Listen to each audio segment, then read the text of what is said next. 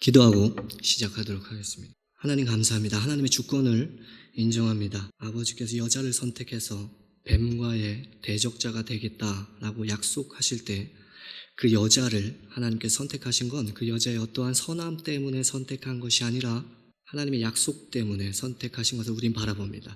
우리가 하나님 앞에 드릴 것 없다는 걸 알고 있습니다. 그러나 하나님의 언약에 근거하여 우리를 받아주십시오. 이것을 벗어나 외치는 모든 이단들을 구별하게 하여 주시고 그들로 하여금 오직 아버지의 주권으로 돌아올 수 있도록 하나님 붙들어 주십시오. 의로운 자는 의로운 자로, 거룩한 자는 거룩한 자로, 더러운 자는 더러운 자로, 불의한 자는 불의한 자로, 짝과 짝으로 모이게 하시고 끼리끼리 모이게 하여 주십시오. 그리고 마지막 날에 오셔서 판단해 주십시오. 예수 이름으로 기도합니다. 아멘. 시작을 한번 해보도록 하겠습니다. 2번지 혹시 아시는 분 계신가요? 여기 가까운 곳에 하나님의 교회가 있죠. 그래서 이단에 대해서 요청이 들어왔을 때 제가 신천지보다는 하나님의 교회에 가까운 쪽을 알려드리는 게 오히려 더 낫겠다 싶어서 하나님의 교회 쪽으로 준비를 했습니다. 신천지와 하나님의 교회는 교리가 60%가 똑같아요. 그리고 신천지와 JMS는 교리가 80%가 똑같습니다. 그 말은 그들의 조상, 그 다음에 스승 목사로 올라가 보면 다 똑같은 멘토를 공유하고 있다라고 볼 수 있는 거겠죠. 여러분께 한번 질문을 드려볼게요. 사이비가 뭐죠? 이단이 뭘까요? 끝이 다른 거 맞습니다. 사이비는 겉으로 보기에는 비슷한 듯 하지만 근본적으로는 아주 다른 것이라는 의미를 갖고 있고, 이단이라는 말은 자기가 믿는 종교의 교리에 어긋나는 종교다 이렇게 이야기를 하고 있어요. 그래서 한자로 풀이하면 다르리 끝단, 끝에 가서 다른 얘기를 한다 이런 의미이겠죠. 근데 우리가 성경적으로 조금 더 깊이 들어가서 1세기 때 우리 바울이 이단이라는 단어를 어떻게 썼었는지를 한번 봤으면 좋겠습니다. 육체의 일은부터 읽어보실까요? 시작.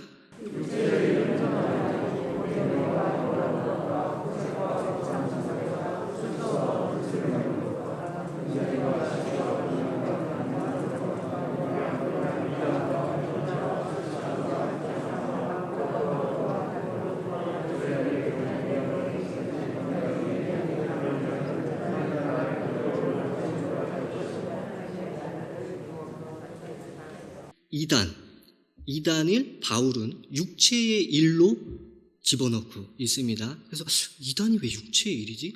분내고 시기하는 것이 육체의 일 아닌가? 근데 잠깐 단어를 바꿔볼게요. 파당을 짓는 일, 당을 짓는 일. 그것을 성경에서는 이단이라는 단어로 사용을 하고 있습니다. 이단에 빠지면 하나님 나라에 들어갈 수 있을까요? 없을까요? 바울은 들어갈 수 없다. 유업받는다는 것은 누구로부터 받는 거죠? 우리의 아버지로부터 받는 거죠. 마땅히 받아야 할 것을 받지 못할 것이다 라고 이야기를 하고 있습니다. 요 이단이라는 단어가 오른쪽에 보시면 G139라고 기록되어 있죠. G는 그리스어라는 뜻이에요. 그리고 139는 스트롱 코드라고 해서 히브리어와 헬라어가 스트롱 코드화가 되어 있습니다. 찾기 쉽게 하려고 스트롱 아저씨가 이거를 정의를 해놓으셔서 스트롱 코드라고 불러요. 하이레시스, 종파, 학파, 당파, 그룹, 파티나 스쿨. 우리 젊은 친구들이 게임할 때 뭐 짓자고 하죠? 우리 파티 구성하자 이렇게 얘기를 하죠. 그래서 그런 의미. 사실은 이 단어는 중립적 가치의 단어예요. 국민의힘, 당, 민주, 당 할 때 그 당자를 얘기하는 거거든요. 처음에는 중립적 개념으로 사용이 되어졌습니다. 좋아하는 것을 선택하여 만든 교리나 학파라는 의미로 사용이 되어졌어요. 근데 우리 유대교로부터 우리 기독교가 파생이 돼서 나왔죠. 유대교 입장에서는 우리가 어떤 자들일까요? 이단들이겠죠.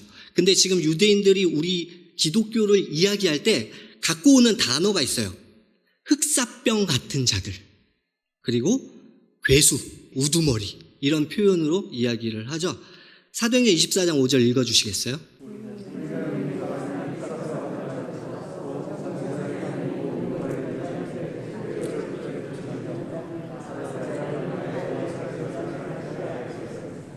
여기서 얘기하는 나사렛 당 혹은 나사렛 분파가 긍정적으로 너희는 나의 형제야 라는 의미일까요? 아니면 굉장히 나쁘게 사용을 하고 있는 걸까요? 이 코로나 같은 놈들. 그래서 후대로 넘어가며 이 파당이라는 단어는 부정적인 의미로 사용되기 시작합니다. 사회와 교회에 피해를 주는 전염병과 같은 분파다. 이렇게 성경적 개념을 정리해 볼 수 있겠죠. 동영상을 하나 보여드릴 거예요. 절대 놀라지 마시고 봐주셨으면 좋겠어요.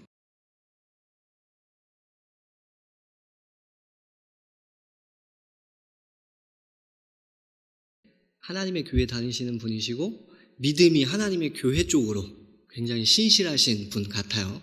그럼 이런 분들을 만약에 만나서 내가 하나님 말씀으로 옳은 곳으로 돌아오게 해야겠다라고 얘기해서 접촉을 해야겠죠.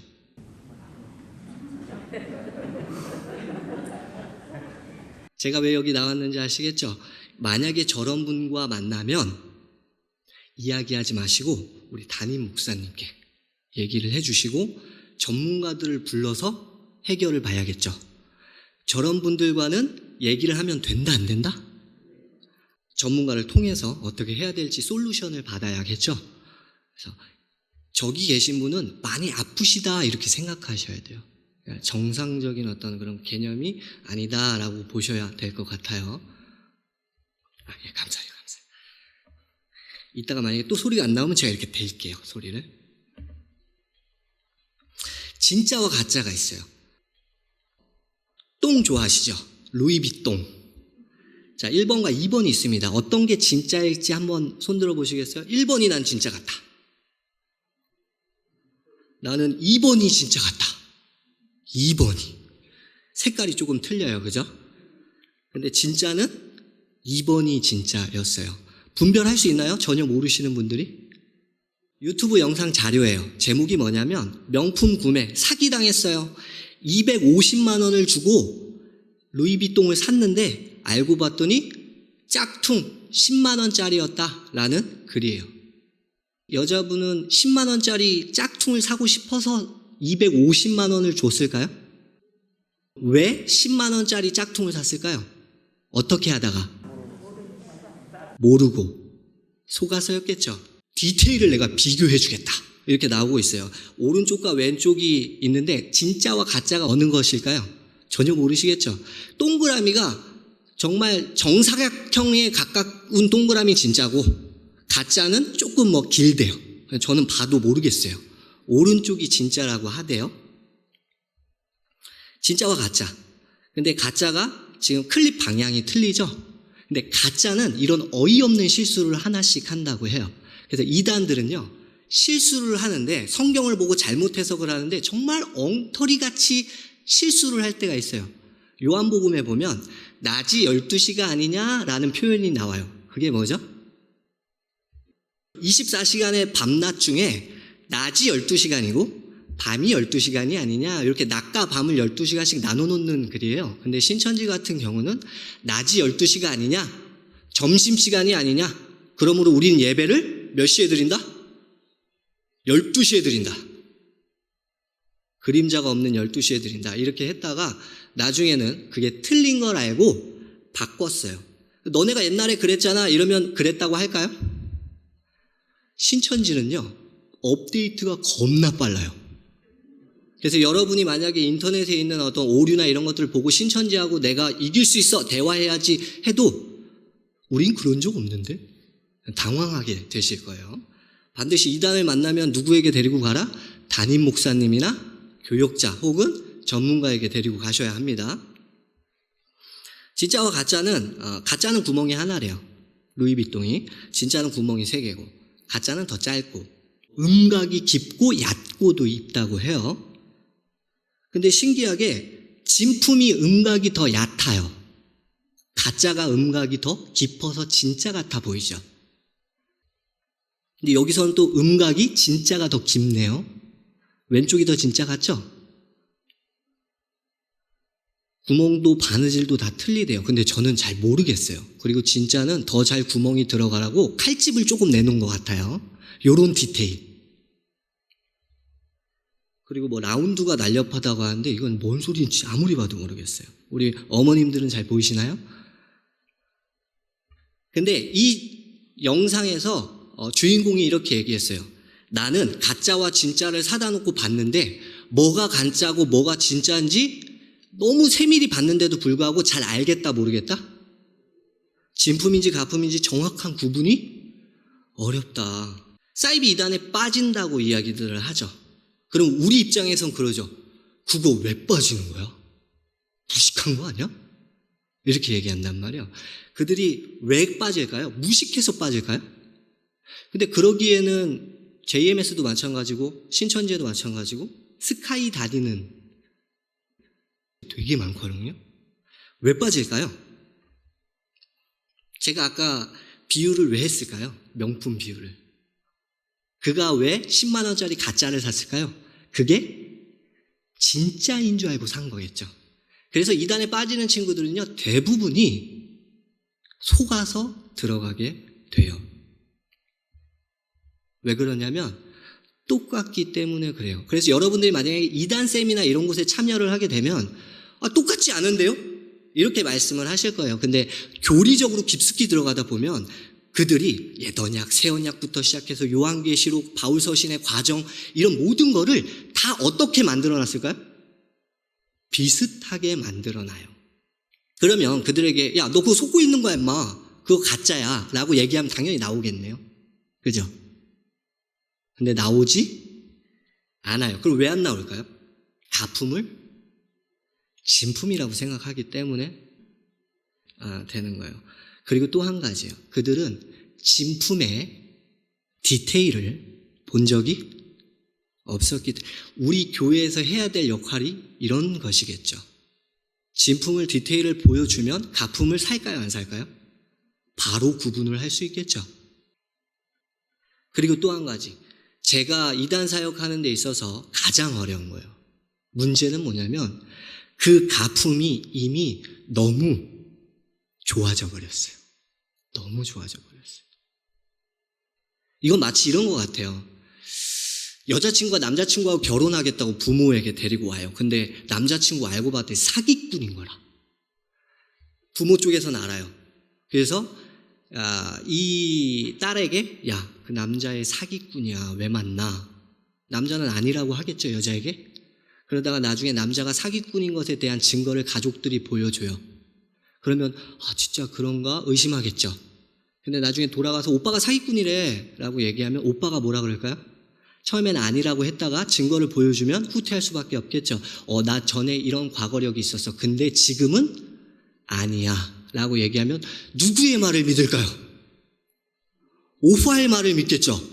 왜 오빠의 말을 믿을까요? 오빠가 너무 다 경험해 보셨죠? 우리 장년부들도 어릴 적에 부모님이 반대하시는 사랑, 불타는 사랑을 좋아지면요, 이때는 약간 힘들어지기 시작해요.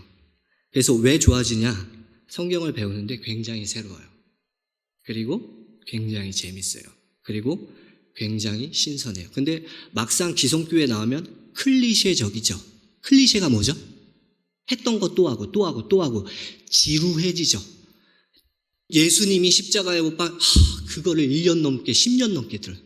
이제는 감사하지도 않아. 그런가 보다. 근데 신천지로 넘어가면 말씀에는 짝이 있어. 성경은 비유로 감춰져 있거든. 근데 그게 어떤 목자에 의해서 드러나 있어. 그러면 어떻게 되죠? 혹하기 시작하는 거죠. 국내 이단들의 계보에 가장 윗대가 있어요. 김송도라는 이분은 권사팀이에요. 여자분이세요. 이분으로 하여금 쭉쭉쭉 내려오면서 김백문을 통해서 문선명과 박태선으로 나뉘게 돼요. 문선명의 제자가 누구죠? 지금 활동하고 있는 정명석, JMS죠. 그리고 박태선의 제자가 누굴까요? 이만희.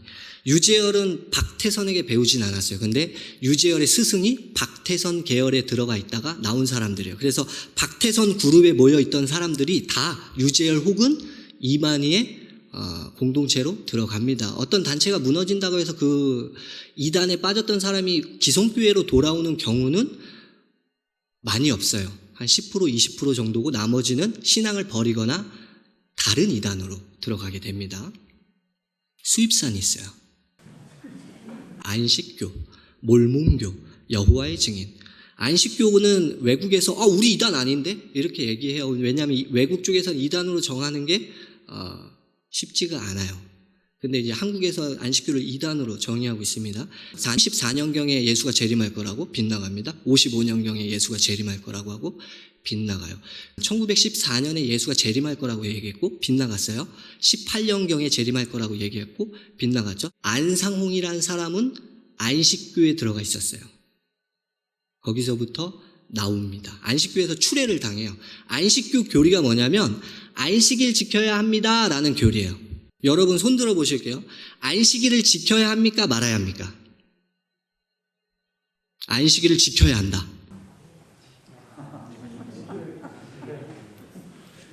안식일을 지킬 필요가 없다. 안식일은 몇째 날이죠?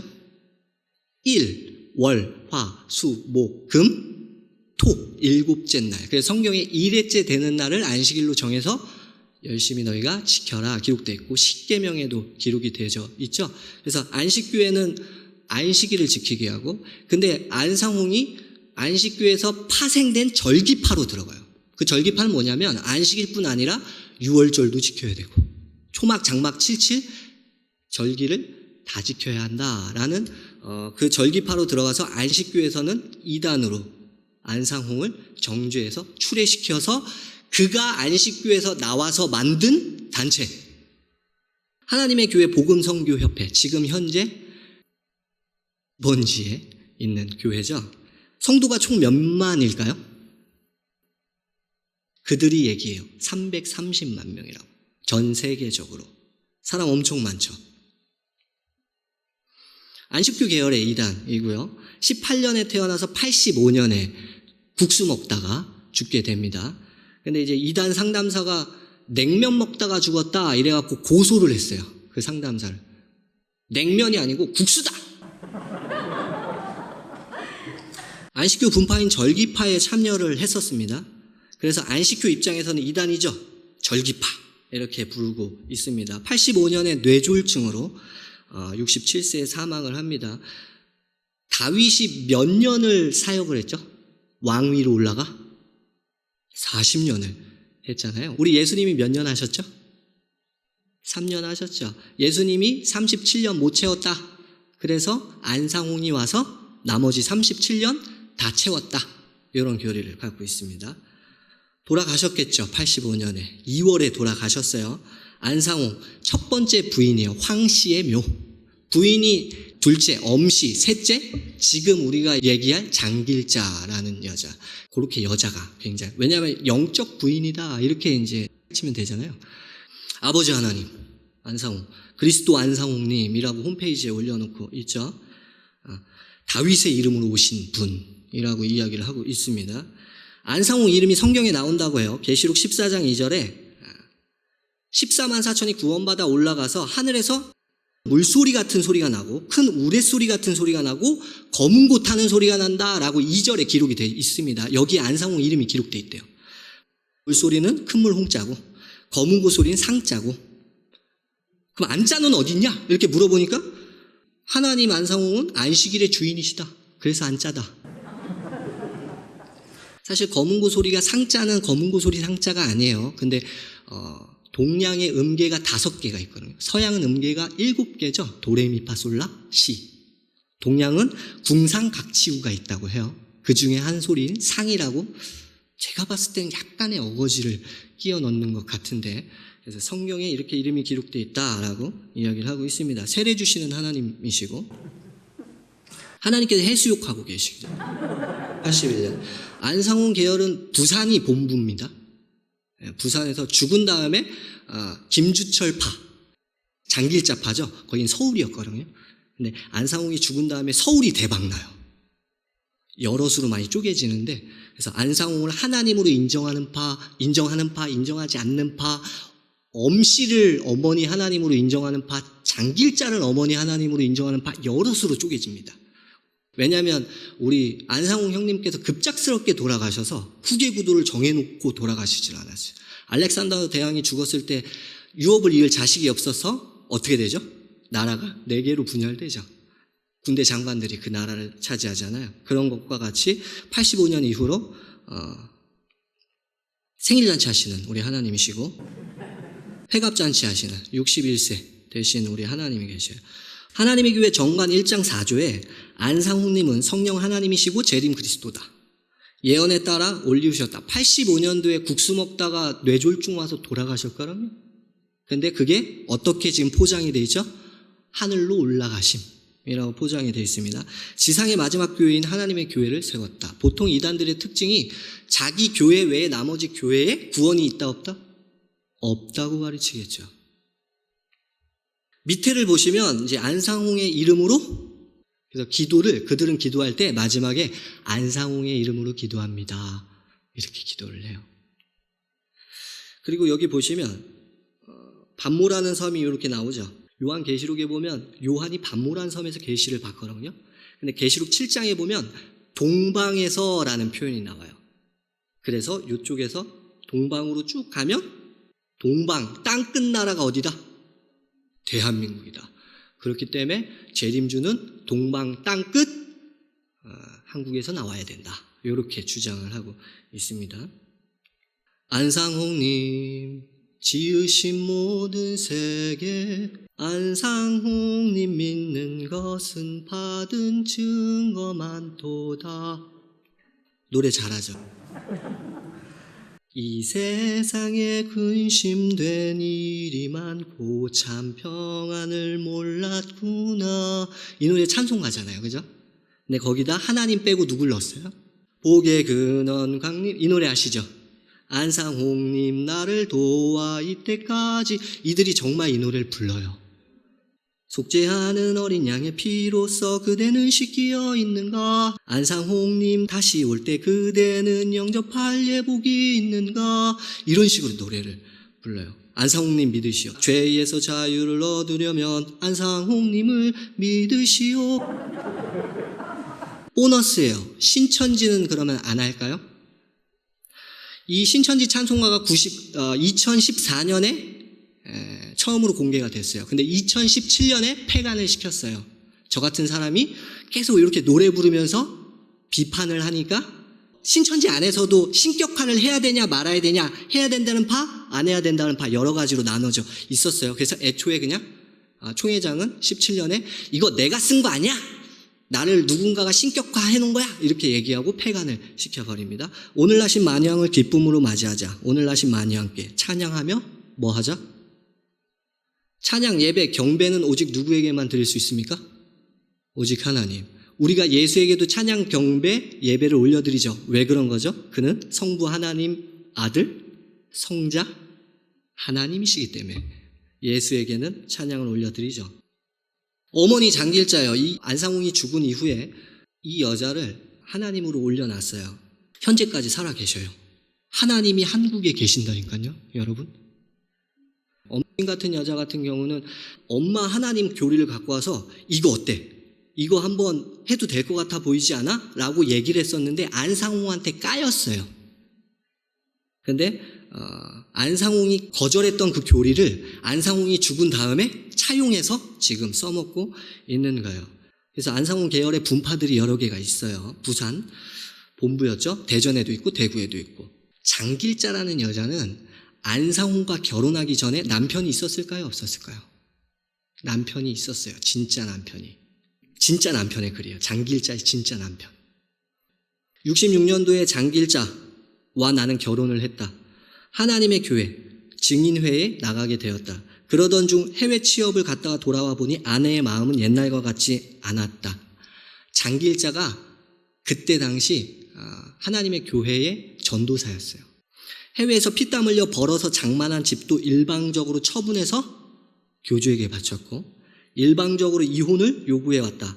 둘이서 일주일 이상씩 지방으로 다니다가 돌아오기가 일쑤였다. 참다 못해 그의 이혼에 동의하게 되었다.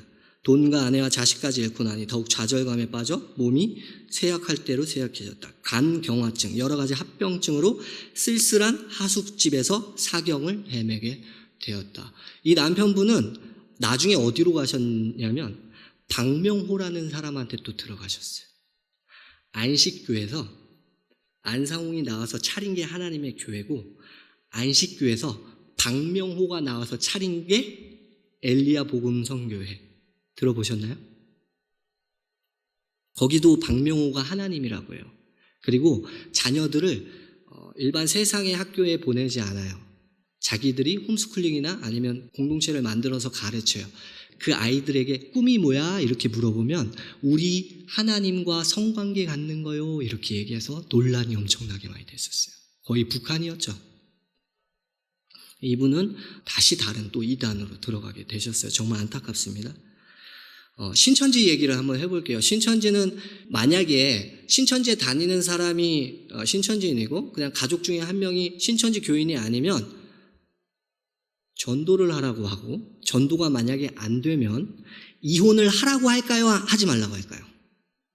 근데 신천지 만나면 우린 그렇지 않다고 해요. 근데 우린 증거가 있죠. 한 사람은 두 부부가 하나님의 소속이고 하나는 바벨론 마귀 소속입니다. 그 둘이 다 천국 가겠습니까? 천국 못 가면은 하나님 소속에 있는 사람이 바벨론 소속으로 따라가게 되면 이것도 지옥 가는 것이죠. 그러면은 니야 바벨론 가든 말든 나는 천국 가야 되겠다 이러면 달라져야 되죠. 한번 생각해 봐야 합니다. 분명히 하나는 하늘나라 가야 맞죠. 바벨론으로 가야 맞죠. 달라져야 되겠죠. 이 말을 깊이 있게 들어야 합니다. 이 사람은 그리 하겠다는 것입니다. 누든지 하나님의 시와 하나님의 영으로 다시 나게 안 한다면 천국에 같이 갈 수가 없다 이 말입니다. 성경적 이단의 의미라고 아까 말씀드렸죠. 사회와 교회에 혹은 가정에 피해를 끼치는 전염병과 같은 분파다. 교회가 300여 개의 지부가 있다고 얘기해요. 이게 지금 전국적으로고 전 세계적으로는 7천 개의 교회가 있다고 해요. 국내에만 30에서 40만 명의 교인이 있고 출석 인구가 10에서 15만 명 정도라고 이야기를 합니다. 자, 잘 보세요. 85년 2월에 안상홍이 죽었습니다. 85년 4월이라고 적혀 있죠. 그들이 안상홍이 죽은 다음에 이렇게 얘기를 했었어요. 장길자 전도사 본인 자신도 우상화하는 것을 원치 않고 우상화할 수 없다라고 이야기를 하고 있고, 그러면 어머니는 누구냐? 신부는 누구냐? 14만 4천 성도들이 신부다라고 김주철이 안상홍이 죽자마자 이렇게 정의를 해놨었죠. 근데 신기하죠? 지금 현재 하나님의 교회는 이걸 뒤집고 있죠. 83년도에 안상홍이 엄씨가 엄마 하나님 교리를 들고 왔을 때 안상홍이 그건 아니야 라고 얘기하면서 책을 썼던 거예요. 근데 여기 뭐라고 써있냐? 이제부터 엄땡인이 기록한 책자들의 오류를 하나하나 찾아 연구해 보기로 합시다. 84년, 아직 85년에 돌아가셨으니까 2년 전이죠. 자, 계시록 21장을 갖고 옵니다. 신부가 남편을 위하여 단장한 것 같더라. 엄땡이는 하늘에서 내려오는 새 예루살렘이 자기라고 정신없는 소리를, 우리 아버지 하나님은 어머니 하나님을 인정하고 있습니까? 안 하고 있습니까?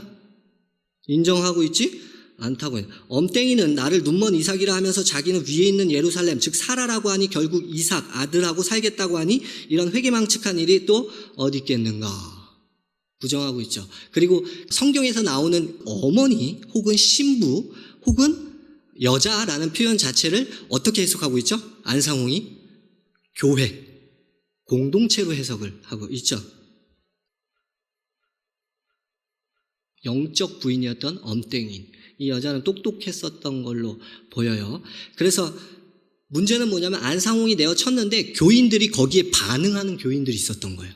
그러면서 그들끼리 또 뭐가 생길까요? 아까 얘기했던 파당이 생겨나겠죠.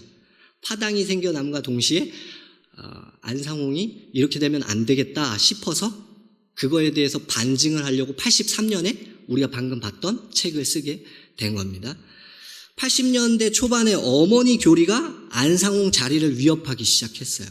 83년에 안상홍은 반증 책자를 배포하고 엄땡인을 제명합니다.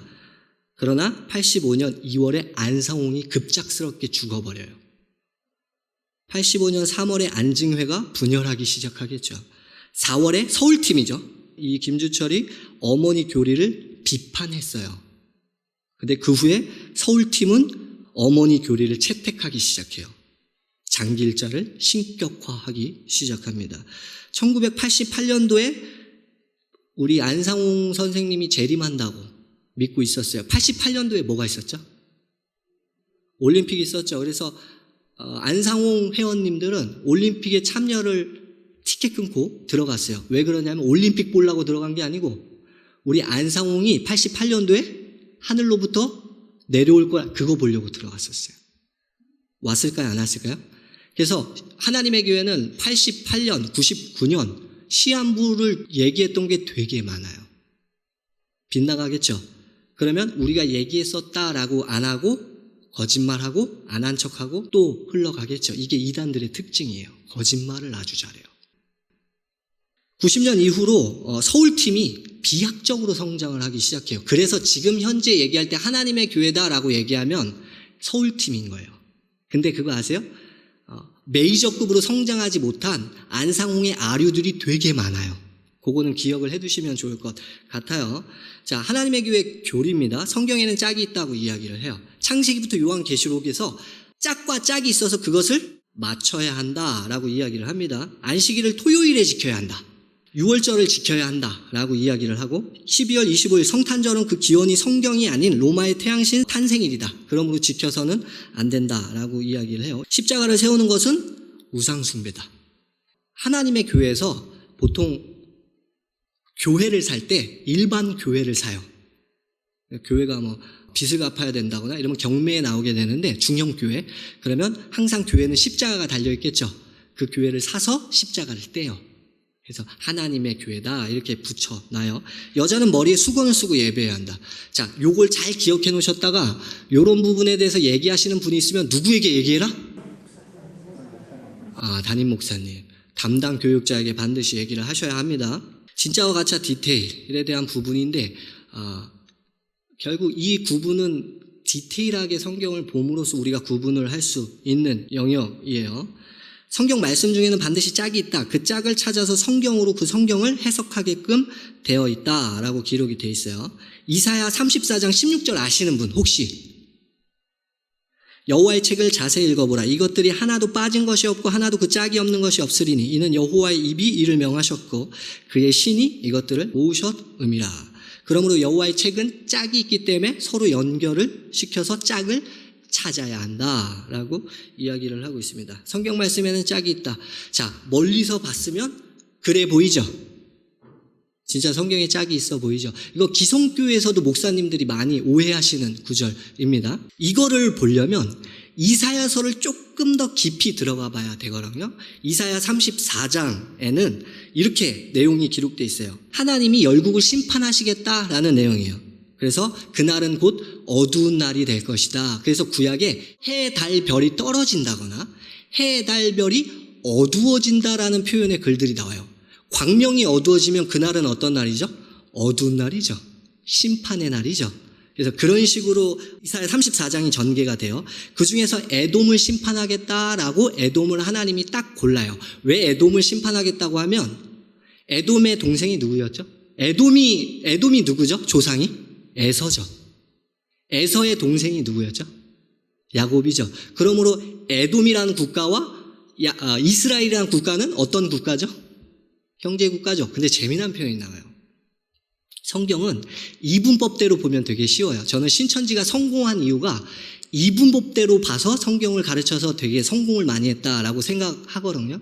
34장도 이분법을 나눠놔서 에서는 하나님께서 외면할 것이며 그리고 하나님께서 심판할 것이며 이스라엘은 시온은 하나님께서 구원하실 거다. 절대적 주권이 나오고 있죠. 여기서도. 그렇게 해서 두 나라로 나눠놓은 것을 볼 수가 있어요. 그래서 말라기서에서 보면 하나님이 이런 말씀을 하세요. 내가 에서는 미워했는데 야곱은 사랑했다라는 표현이 나온단 말이에요. 그래서 에서 자체를 하나님께서 바라보지 않는 악의 세력으로 정의를 합니다. 그래서 34장에서 일부러 열국을 심판함과 동시에 에서를 찝는 이유는 586년에 예루살렘이 멸망을 당할 때 바벨론에 의해서 멸망을 당하거든요. 근데 그 멸망을 당할 때 누가 도와줬을까요?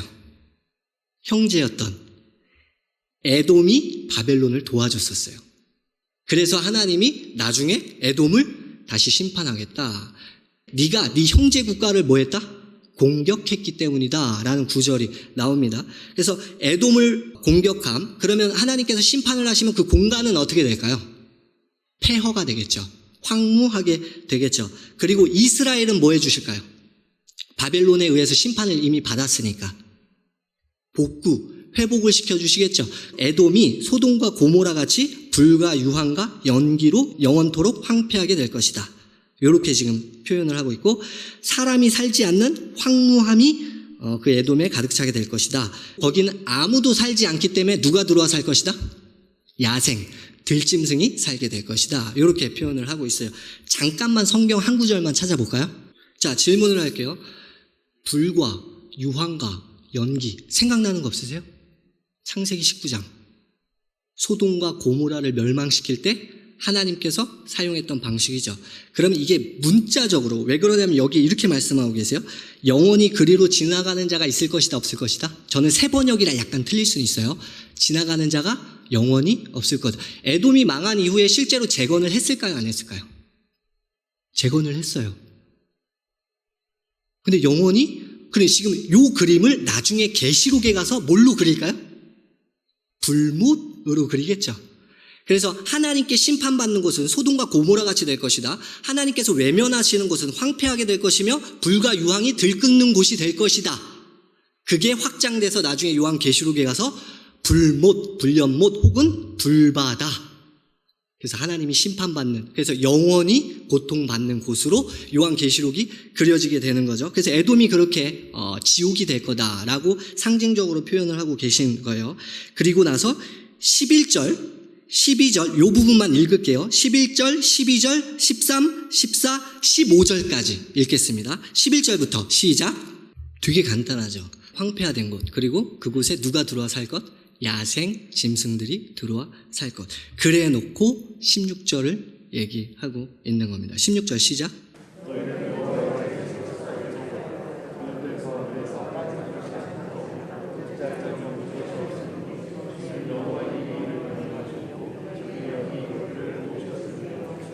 자, 질문을 하나 드릴게요. 여기서 얘기하는 16절에 이것들 가운데서, 왜냐하면 빠진 게 없고 짝이 없는 게 이것들인 거잖아요. 이것들이 하나님의 말씀을 얘기하나요? 그럼 뭘 얘기할까요? 역시 여기는 역시 개혁주의라서 성경 공부를 많이 하는 것 같습니다. 이것들은 여성 명사로 적혀져 있습니다. 근데 여호와의 책 할 때 책은 여성 명사일까요? 남성 명사일까요? 보통 죄송합니다. 보통 고대 시대는 좋은 건 다 남성 명사였어요. 하나님은 중성이지만 하나님을 남성으로 부를 때도 있잖아요. 여기서 얘기하는 이것들은 뭐냐면 여호와의 책을 얘기하는 것이 아니라 그 윗구절에서 말했던 15절이죠. 부엉이가 알을 까서 낳을 것이고 솔개가 제 짝을, 그래서 부엉이와 솔개가 여성 명사로 적혀져 있어요. 보시면 제대로 보이실지는 모르겠지만 세페르, 책, 여호와의 책 할 때 책이 남성인가요, 여성인가요?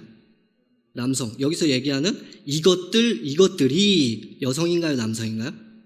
여성으로 돼 있죠. 그러면 여성은 뭘까? 이것들 할 때 여성은 뭘까? 15절에 나오는 부엉이, 그리고 솔개, 그리고 제 짝. 짝은 친구라는 뜻이에요. 똑같은 놈들. 그러니까 솔개가 여성이니까 제 짝도 여성 단수로 쓰였었겠죠. 그러면 여기서 얘기하는 이것들은 뭔가요? 세 번역으로 한번 읽어볼게요. 저거 한번 읽어주세요. 시작.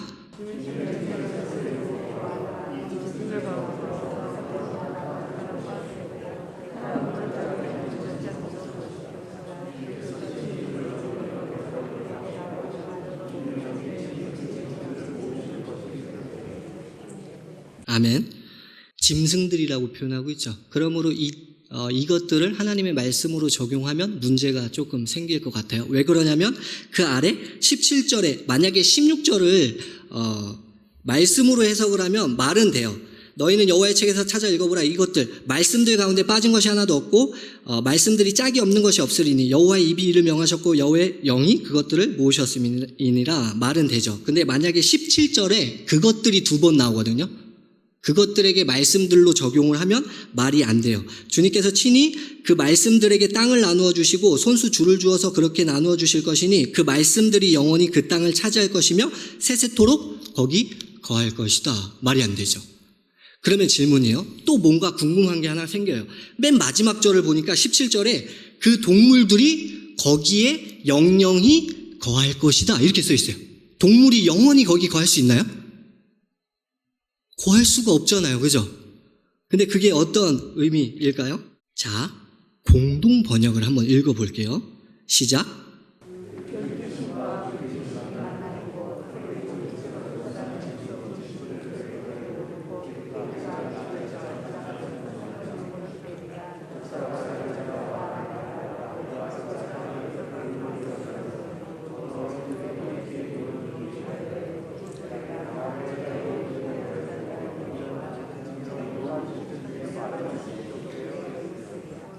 공동 번역은 왜 귀신들로 해석을 했을까요?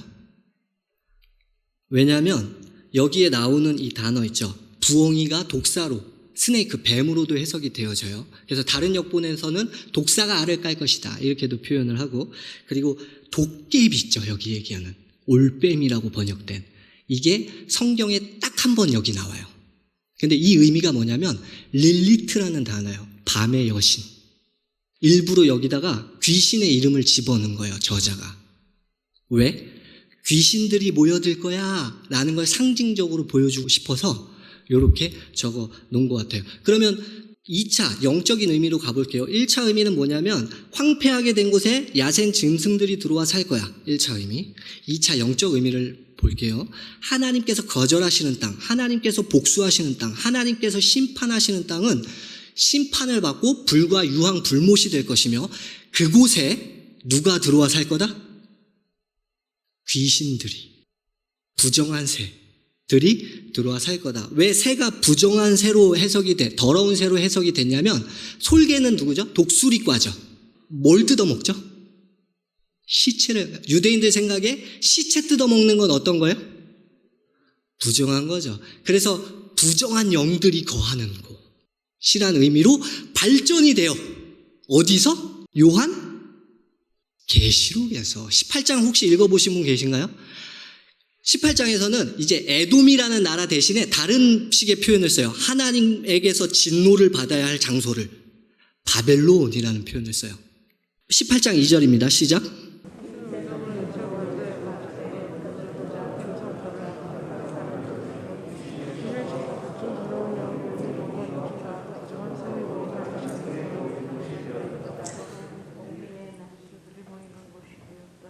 큰 성 바벨론이다. 이제 바벨론은 망할 거예요. 이 여자는 나중에 망하게 될 거예요. 그리고 정결한 여자는 나중에 예수와 결혼하게 될 거예요. 계시록의 세계관이 그렇게 정해져 있거든요. 근데 큰 성 바벨론에 누가 산대요? 귀신들이 산다고 하죠. 그리고 더럽고 가증한 새들이 산다고 하죠. 그럼 얘는 솔개겠네요. 시체 뜯어먹는 새겠네요. 그래서 계시록에 7머리 10뿔이 나와요. 그냥 나쁜 놈이라고 생각하시면 돼요. 근데 중요한 건 8번째 왕이 10뿔, 10왕을 주 앞에서 모아다가 마지막에 누구하고 전쟁을 할까요? 우리의 소망이신 예수와 전쟁을 하겠죠. 둘이 전쟁하는 그림을 19장에 그려요. 누가 이길까요? 예수님의 입에서 검들이 막 나가서 얘네들이 깍! 이러고 다 죽어요. 죽으면 시체가 되겠죠. 그러면 누가 날라올까요? 바벨론에 있었던 이 더러운 새들이 와서 그 시체들을 우리 예수 그리스도의 완벽한 승리를 그리고 있죠. 왜? 고대 시대에 전쟁에서 패배한 자들은 장사를 지내지 못했고 장사를 지내지 못하면 새들이 들어와서 그것을 쪼아먹었단 말이에요. 완전한 패배. 19장 17절입니다. 시작.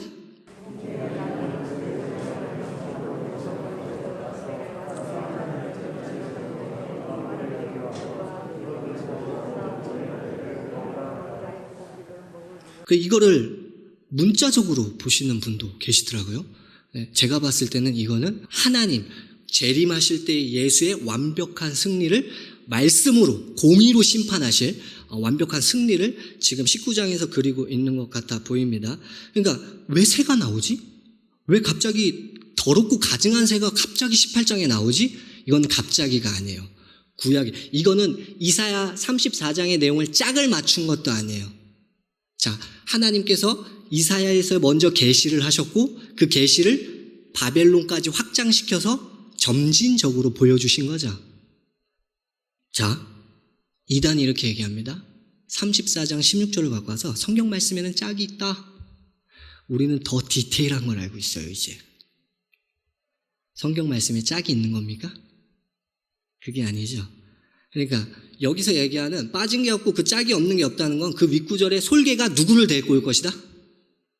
친구와 동료를 데리고 올 것이다 라는 것을 확장시켜 놓은 거예요. 재밌어요. 이 짝을 데리고 동료를 데리고 온다는 것도 나중에 계시록에서 확장돼서 쓰여요. 그 소리가 뭐냐면 나중에 예수님이 재림하실 때 20장 이후로 예수님이 이렇게 얘기하세요. 거룩한 자들은 거룩한 자들 끼리끼리, 더럽고 가증한 자들은 가증한 자들 끼리끼리 모이게 하라. 내가 가서 판단하겠다. 이렇게 말씀을 하시거든요. 그러니까 우리가 구약에 대한 공부 그리고 구약에 대한 디테일을 알고 있다면 신약에서 왜 이 구절이 쓰였는지 알 수 있겠죠. 이런 사역을 우리 한 목사님께서 해주셔서 여러분에게 먹여주실 것입니다. 그렇게 되면 진품과 가품의 비교를 할 수 있게 될 것이며 우리가 이단에 빠지지 않는 예방접종을 할 수 있을 거라고 생각이 되어집니다. 시간이 없어서 이제 마무리를 짓는 걸로 할게요. 요한 16장에 성경은 비밀로 감추어졌고 보혜사가 밝힐러 줄 것이다. 이렇게 주장을 해요.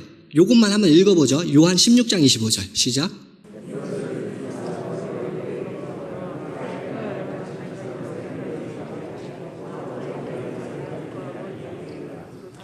비밀로 얘기했다. 그러나 언젠간 밝히 얘기해 줄 때가 올 것이다. 그러므로 재림주, 교주가 와서 이 비밀을 연다. 이런 뉘앙스거든요. 근데 이거는 그게 아니라 예수 사역을 주님께서 십자가에 어떻게 달려 돌아가실지를 요한복음에서는 비밀로 감춰놓습니다. 그래서 그걸 말했고 후에 성령께서 와서 예수 십자가 사역이 이런 거였어 라고 보혜사, 성령을 통해 깨닫게 할 거다 라는 것을 이야기하고 있는 겁니다. 이것도 사실 성경을 보고 조금 더 깊이 들어갈 수는 있는데 우리 성도님들 오전부터 예배 드리고 빨리 들어가셔야 하니까 마무리 지을게요.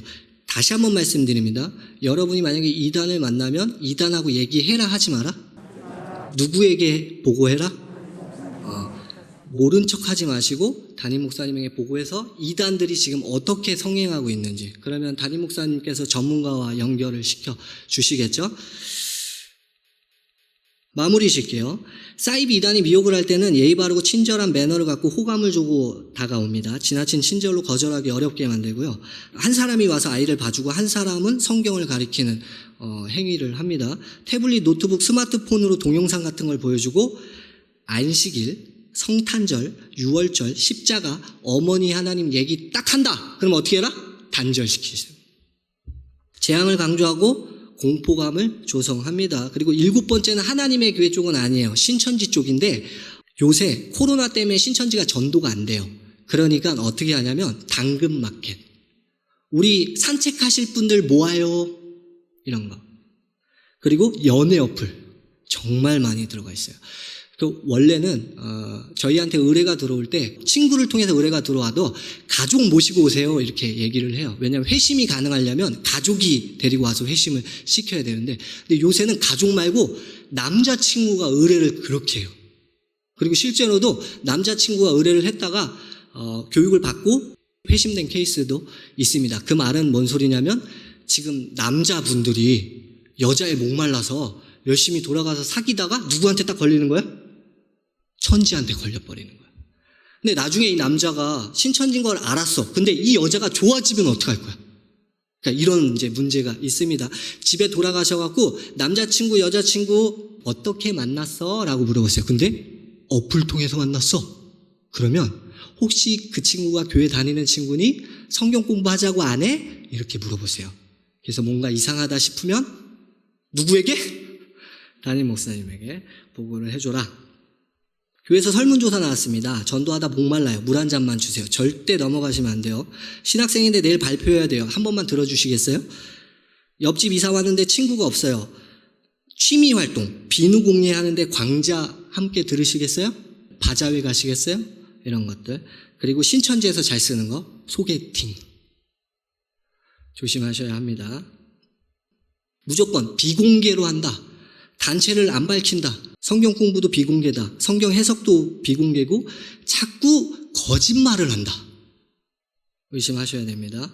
신천지에서 성경 공부를 할 때 프로그래밍이 될 때까지는 신천지라는 걸 밝히지 않습니다. 근데 어떤 구절을 사용하냐면 미가서 7장 구절을 사용을 해요. 친구도 신뢰하지 마라. 네 품에 안긴 아내에게까지 네 입의 문을 지켜라 라는 걸 토막을 내갖고 와서 절대 성경 공부할 때 다른 누군가에게 이야기하지 말라고 이야기를 합니다. 만약에 누군가가 연락을 하고 이름을 서로 밝히고 교제를 하는데 그 사람의 이름이 가짜고 다니던 교회가 가짜다. 그러면 당장 의심을 해보셔야 합니다. 신천지가 괴롭히게 되면 그 친구들이 정말 끝까지 물고 늘어지거든요. 왜 그러냐면 그들에게 있어서 천국은 뭐냐면 14만 4천을 완성시키는 거예요. 그러니까 그들이 빨리 천국 가려면 어떻게 되죠? 숫자를 채워야겠죠. 그래서 전도가 그렇게 열심히 하는 거예요. 근데 신천지를 접근하지 못하게 할 수 있는 팁을 하나 알려드릴게요. 이게 그들이 관리하는 전도 관리라는 거예요. 어플이거든요. 합당한 자 체크리스트 있죠. 다단계를 안 해야 돼요. 그리고 도박을 안 해야 돼요. 전과가 없어야 돼요. 그리고 가장 중요한 거, 정신질환이 없어야 돼요. 그래서 신천지는 정말 특별한 경우가 아니면 우울증 환자에게 접근하지 않아요. 신천지가 만약에 접근하죠? 그럼 이렇게 얘기하세요. 나? 마음이 너무 아파. 정신과 다니고 있어. 그러면 같이 공부하자고 해도 공부를 하지 않아요. 자, 마지막으로 제안 하나 드릴게요. 그러면 우리가 봤을 때 정통 공동체와 이단 공동체가 다른 게 뭘까요? 교리적으로 다른 거 말고 진짜 다른 진심의 다름이 뭘까요? 우리가 예수님도 사람이셨잖아요. 그죠? 어떻게 보면은 오해할 수 있죠. 우리도 사람을 우상화시키는 거 아니야? 라고 오해할 수 있잖아요. 그걸 가지고 이제 마귀가 장난을 치고 있는 건데 세상 피라미드는 힘든 일이 있으면 누구를 시키죠? 제일 아랫사람을 시키죠. 그리고 좋은 거는 누가 취하죠? 제일 윗사람이 취하죠. 근데 하나님의 나라는 힘든 건 누가 하죠? 우리 예수님이 다 하셨죠. 좋은 거는 다 누가 누리죠? 예수가 돌아가신 후에 그 구원의 은혜를 좋은 거는 밑에 있는 사람들이 다 누리고 있죠. 저는 이단과 정통을 굳이 나누자면 이렇게 나누고 싶어요. 그래서 만약에 하나님의 교회에서 교주가 자기 거를 다 그럴 일은 없습니다. 제가 봤던 모든 이단들 중에 뒤집힌 하나님 나라를 살고 있는 나라는 공동체를 이단 공동체를 본 적이 없어요.